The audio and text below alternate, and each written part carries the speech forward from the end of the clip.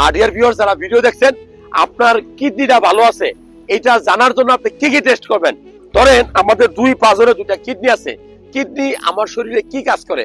আমার শরীরে রক্ত তৈরি করে, আমার শরীরে যে রক্তের যে বর্জ্য পদার্থগুলো আছে, ময়লাগুলো আছে, জীবাণুগুলো, বিষাক্ত পদার্থগুলো আছে, এগুলো প্রস্রাবের আকারে কিডনি আমাদের শরীর থেকে বের করে দেয়।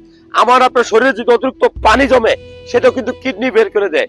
আমার আপনার শরীরের লবণ ইলেকট্রোলাইটের ব্যালেন্স, সেটাও কিন্তু কিডনি মেনটেন করে। সো কিডনি আপনার জীবনে খুব গুরুত্বপূর্ণ একটা মানে অর্গান, যেটা নষ্ট হলে আপনার জীবনটাই শেষ, বিনাশ হয়ে যেতে পারে, শেষ হয়ে যেতে আপনার আয়ু। সো আপনার কিডনি ভালো আছে কিনা জানতে হলে আপনি প্রথমে যে টেস্টটা করবেন, নাম্বার 1 সিরাম ক্রিয়েটিনিন, নাম্বার 2 যে টেস্টটা করবেন সিরাম ইউরিক অ্যাসিড, নাম্বার 3 যে টেস্টটা করবেন ইউরিক অ্যাসিড, নাম্বার 4 যে টেস্টটা করবেন ইউরিন আরএ, নাম্বার 5 যে টেস্টটা করবেন একটা আলট্রাসোনোগ্রাম। সো আপনার কিডনিটা ভালো আছে কিনা এটা দেখে নেওয়ার দায়িত্ব আপনার।